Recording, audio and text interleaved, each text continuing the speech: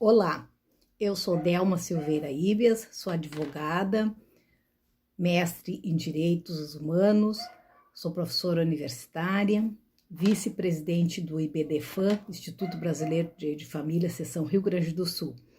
Estou aqui para trocar algumas ideias com vocês, fazer algumas reflexões sobre guarda compartilhada, a convite da doutora Liane Bestetti, que é a coordenadora do Grupos de Estudos de Direito de Família do nosso Instituto dos Advogados do Rio Grande do Sul, IAGS. Aquele grupo que se reúne todas as terças-feiras, ao meio-dia, já há muitos anos, né? E agora, com a pandemia do coronavírus, não podemos mais estar nos reunindo presencialmente, como fazíamos até então. Então, vamos fazer algumas reflexões através deste vídeo, né? Através das nossas redes virtuais. E a doutora Liane me sugeriu, então, que eu conversasse alguma coisa com vocês sobre a guarda compartilhada nesse tempo de coronavírus. Bom, todos sabemos que quando um casal se separa, então, os filhos é decidido quanto à guarda, quem fica com a guarda, o período de convivência, como a pensão alimentícia, etc.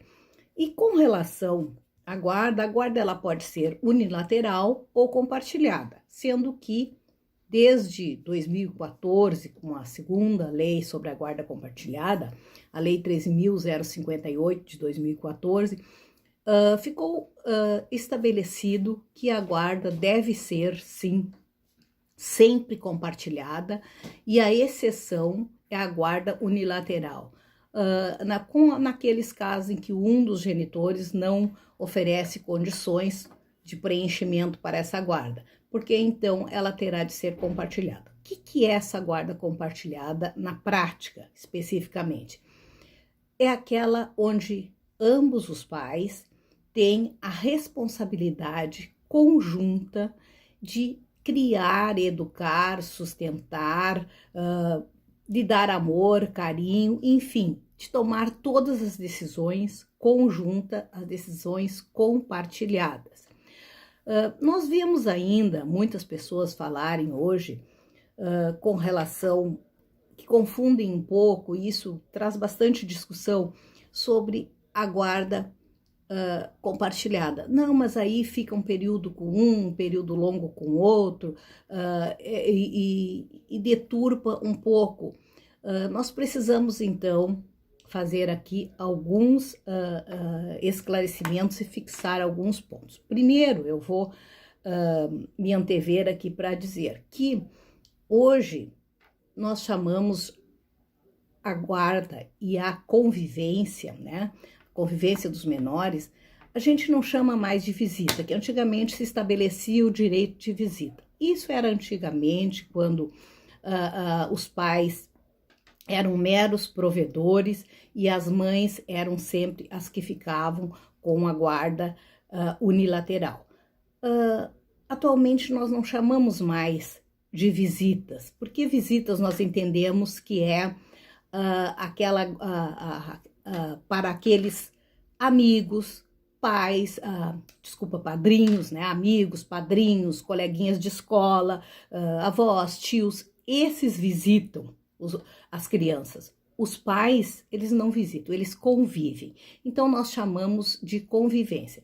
Então, exatamente esse período de convivência entre pais e filhos é que nós vamos estabelecer aqui, fixar esses pontos. Porque o que eu falava antes, que as pessoas confundem a guarda compartilhada com a guarda alternada.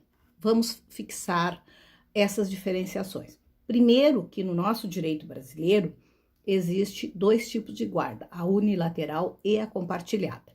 Essa guarda alternada, que as pessoas costumam confundir, ela não tem previsão legal. E aí, essa guarda alternada, como ela seria? Que existe em outros países, mas não aqui no Brasil, como já referi. Essa guarda alternada é aquele período em que a criança fica com um ou com outro genitor, e aquele genitor somente é o que tem a guarda, a responsabilidade pelaquela criança. Então suspende-se a guarda em relação ao outro genitor e fica só com aquele que detém a custódia física da criança. Tá? Não é o caso da guarda compartilhada. Então, a guarda, ela é compartilhada, ambos têm as mesmas obrigações com relação à criança, em todos os sentidos mais amplos possíveis, porém, a criança é fixada uma casa que nós chamamos de casa base, casa residência. E isso por quê? Porque a criança, claro, ela precisa ter esses referenciais, essa identidade. Mas ela não tem uma casa melhor que a outra, nem uma em primeiro, uma em segundo lugar ou coisas do gênero. Não, a criança vai ter duas residências simultâneas, ou seja, ela vai ficar um período com a mãe, outro período com o pai, aí se estabelece dependendo de como é a dinâmica de vida dessa criança. E isso por quê? Exatamente porque a criança vai ter inicialmente uma creche, uma escolinha, depois vai ter aulas, depois vai ter atividades extracurriculares. Então, tudo isso precisa ser regrado. Então, como acontece via de regra na prática? A criança fica um período durante a semana nessa casa base, que geralmente, segundo as estatísticas, ainda é fixada na casa materna, ela fica, então, na casa materna. O pai pode, no meio da semana, apanhá-la na escola, devolver na casa da mãe, ou vice-versa, apanha na casa da mãe, leva na escola, leva no médico, leva nas atividades extracurriculares, enfim. Esses arranjos, essas situações que a gente costuma montar nos acordos e nos processos judiciais. Isso por quê? Porque a criança realmente precisa ter uma rotina, isso faz parte da vida da criança. Ela tem essa rotina, ela tem essa agenda.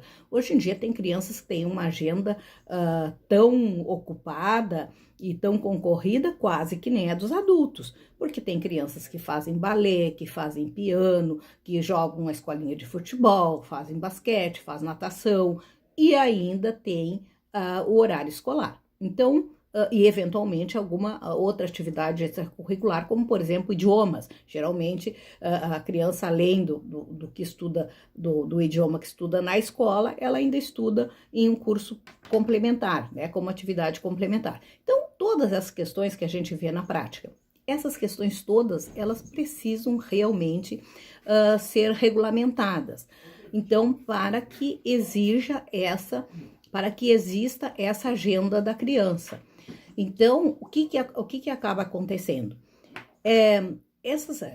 Todo esse convívio que ela tem com ambos os genitores, ela acaba sendo salutar para a criança, para que exista efetivamente essa rotina e a criança não fique prejudicada e tenha esse lastro de convivência com pai e com mãe.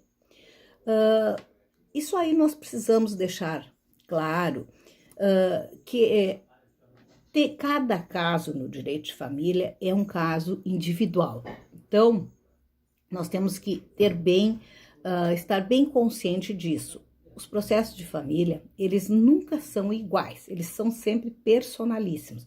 Eles podem até terem questões semelhantes, isso é muito comum acontecer, mas eles não são iguais. Então, nós vamos ter que adaptar a cada caso ao caso concreto, cada um. Isto por quê? Nós não podemos simplesmente traçar uma regra geral, como se fosse igual para todo mundo. Não, porque cada um vai ter as suas rotinas. Então, por exemplo, as crianças que estudam de manhã, fazem atividades extracurriculares à tarde, vai ter um tipo de convivência com os genitores. A criança que faz 2, 3 atividades extracurriculares, vai ter outro tipo, a sua agenda vai ser outro, a sua maneira de conviver, o seu dia a dia, a sua rotina vai ser diferenciada. O que está acontecendo atualmente, depois dessa pandemia que iniciou agora no mês de março, essa pandemia do coronavírus, que é uma situação que nós estamos vivendo, uma situação mundial, não é privilégio ou não aqui só do Brasil, quer dizer, é uma situação mundial que nós todos não sabemos até quando vai, né? Se vai se estender por mais tempo ou não. Então, com relação a isso, como a gente tem estabelecido? Primeiro, tem que haver um diálogo, sim, entre esses pais. Eles têm que administrarem essa questão. Por quê?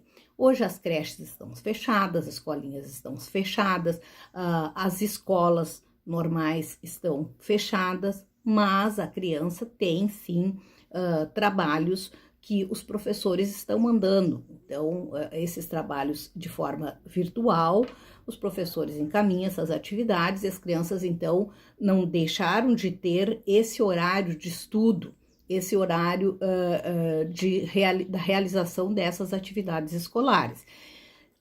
Aconselha-se, então, que essa criança seja protegida de todas as maneiras, como, aliás, todas as pessoas, os grupos de riscos, os idosos, etc. Mas, principalmente as crianças. Então, elas têm que ficar protegidas. Se esse deslocamento entre a casa materna e a casa paterna for muito grande, depender de transporte público, depender de locomoção, enfim, para evitar a colocação dessas crianças em risco, o que a gente tem orientado, o que a gente tem sugerido que seja feito para continuar a proteção dessa criança? Que ela fique, então, de preferência, um período maior com aquele genitor, ou o pai ou a mãe, mas com um dos genitores, que ofereça todas essas condições de proteção a essa criança. E depois, então, esse período pode ser dividido, pode ser negociado, pode ser administrado, ficou 30 dias aqui para evitar o deslocamento, agora fica mais 30, nós não sabemos ainda quanto tempo vai levar, 15 dias, alguma coisa do gênero, né? Porque esse tempo ainda é desconhecido de todos nós temos aí estatísticas, temos os cientistas aí, os especialistas sugerindo em função das estatísticas de outros países, etc. e tal. Mas a verdade é que nós não temos uma data limite que isso vai acontecer. Então pode durar 30 dias, 60 dias, 90 dias ou até mais. Então, para esse período crítico, determina-se então, estabelece-se então que fique um período maior quanto possível com aquele genitor para evitar que se desloque. Então, por exemplo, se a criança está com a mãe, então ela vai ficar esse período maior possível para evitar o deslocamento, desde que atendida todas as condições da realização das tarefas escolares, enfim, até da escolinha, que as escolinhas também estão encaminhando atividades para serem realizadas em casa pelas crianças, com a orientação e a supervisão de um adulto, é claro, mas que essa criança, então, fique onde está, mas mantendo, sim, sempre os contatos virtuais. E hoje, então, a grande maioria das pessoas tem um celular, tem uma internet, tem um computador, enfim. Então, que esses contatos sejam virtuais, através de vídeos, através de Skype, através de gravações, através de WhatsApp, de filmezinho, enfim, que esses contatos permaneçam, até de telefonema, né, que a gente tem hoje o celular, usa para todas as coisas e até para telefonar, inclusive. Então, que essa criança tenha efetivamente a possibilidade da realização desses contatos virtuais com aquele outro genitor que não está com a criança nesse momento. E isso por quê? Porque a criança precisa sim desse contato, precisa ouvir a voz, precisa ver a pessoa, precisa entender dentro da sua idade, dentro do seu limite, entender o que está acontecendo, o porquê que ela está passando pelaquela situação, como nós todos. Porém, é muito importante aqui frisar que aquele outro genitor que vai levar posteriormente, num outro período, essa criança para a convivência, ele precisa também oferecer todas as garantias desses cuidados que nós todos sabemos aí que está sendo divulgado diariamente. Por exemplo, se vai ficar com o pai, só que o pai, após o divórcio, voltou a residir na casa dos pais dele, no caso, os avós da criança. E esses avós já são idosos. Então, aí já não serve mais, porque aí já falta um requisito. Então, aí nós vamos ter que fazer essa composição de uma outra forma. Porque essa criança não é saudável, não é salutar, não é recomendado pelas autoridades de saúde pública que essa criança vá conviver com esses idosos. Não, os idosos estão no grupo de risco. Não quer dizer que os avós hoje têm avós jovens também, tem avós muito jovens, 30, 40 e poucos anos, aí tem avós, né, que já tem netos e tudo mais, então aí não impediria, aí não teria problema nenhum. O problema seria com relação aos grupos de risco. Então isso aí sim, nós temos sim de tentar fazer com que essas questões todas sejam vistas, sejam administradas, isso tudo em favor da segurança dessa criança, sim. Outra questão também que é bastante usual e bastante recorrente que as pessoas nos perguntam, mas esses contatos, a gente tem que estabelecer horários, datas, dias, etc e tal? Eu acredito que sim, eu acredito que tudo que for para organizar melhor, que seja feito, até porque, como eu já comentei, a criança vai ter uma rotina. Então, ela vai ter o horário de acordar, ela vai ter o horário de fazer as atividades, de brincar, a criança precisa também brincar, ter o horário livre dela, vai ter de realizar as atividades escolares, então, de dormir, de descansar, enfim, todas aquelas outras atividades. Então, é interessante marcar um horário, até para a criança criar esse hábito, essa perspectiva, essa expectativa de que naquele momento, a tal hora, vai gravar um videozinho, vai falar no Skype, vai falar através da internet, vai conversar no WhatsApp, o pai vai telefonar, né? Então, essas coisas, essas atitudes são importantes sim para a criança, né? Nesse período é muito importante que isso aconteça e que esses momentos então sejam fixados e sejam regrados. Esses momentos que eu digo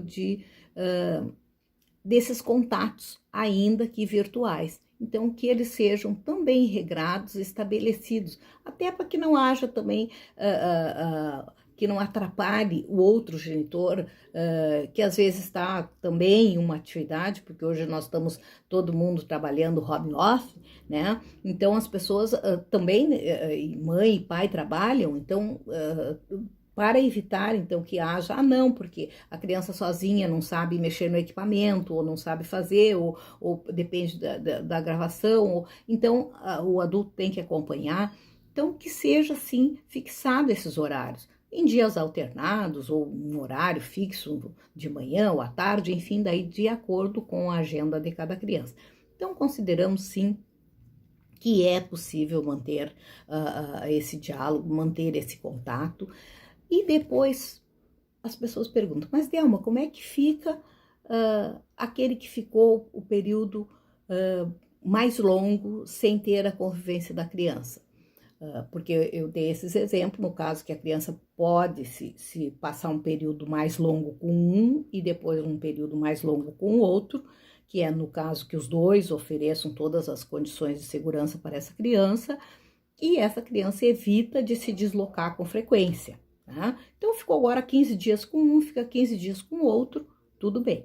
Mas aí vamos ter, então, aqueles casos, por exemplo, onde o pai mora com os avós idosos e que são do grupo de risco e que não podem manter contato com essa criança. Bom, então esse daí realmente vai ter que ter uma outra forma de se estabelecer essa convivência.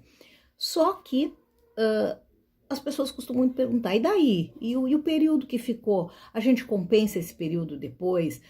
Ou não compensa? Ou deixa assim mesmo? Como é que vai ficar? Bom, aí também, volto a dizer de novo, cada caso é um caso.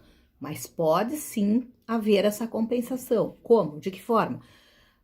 Durante as festas de final de ano, durante as férias escolares, aumenta-se o período daquele que ficou menos tempo durante a pandemia do coronavírus, agora ele vai ficar um período maior.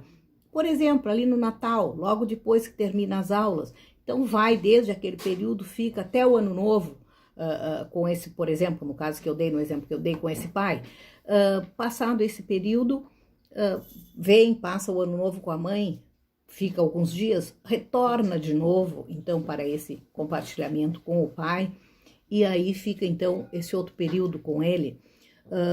Então, essas questões todas têm que ser analisadas caso a caso, tá? E negociada. E eu digo sempre que evitem o judiciário, evitem ajuizar ações nesse período conturbado que nós estamos. Então, tentem o diálogo, ainda é a melhor solução. Temos de fazer, sim, essas questões se tornarem mais frequentes. Conversem, se as partes não estão conseguindo ainda ter um diálogo muito estreito, utilize dos seus advogados, todos eles estão com acesso facilitado, ou mesmo que estejam trabalhando em casa, não ter seus escritórios, mas estão através do WhatsApp, dos celulares, enfim, os advogados todos estão acessíveis. Então, converse, daí os advogados do casal entrem em acordo, converse, dialoguem, vejam o que dá para fazer. Aí perguntam se a guarda vai sofrer alteração nesse período. Não, a guarda não vai sofrer alteração, a guarda continua o que era antes, não sofre nenhuma alteração. O que vai sofrer alteração, e é uma alteração que eu diria uma alteração emergencial e transitória, porque vai ser para esse período aí que a gente não tem bem certeza qual é o prazo. Bom, nesse período emergencial, nesse período transitório, que vai sofrer essa alteração da convivência apenas, mas da regra, dos alimentos, isso é outra história que não necessita ter nenhuma alteração nesse período. Bom, então acho que a gente já fez algumas reflexões, algumas colocações aqui para vocês. Eu espero que vocês tenham gostado, que a gente possa refletir e tentar colocar em prática as situações, porque não são fáceis para ninguém. Nós estamos passando essa situação que é uma situação completamente atípica, né? E a gente às vezes não sabe bem como administrar, mas então que os pais tenham essa compreensão de que nesse período, para o bem e a proteção dessa criança, então, é imprescindível que haja esse diálogo, essa conversa, esse entendimento, essa conciliação, para que a situação possa ficar bem administrada e bem acomodada e ninguém sair em prejuízo nesse período, então, usando de todas essas tecnologias modernas para que se realize, continue acontecendo essa convivência, às vezes, claro, prejudicada porque não presencialmente, mas então como uma maneira de nós driblarmos essa situação delicada que estamos vivendo e para que fique bem para todos, né? Principalmente para as nossas crianças, tá certo? Então, um abraço e até o próximo encontro.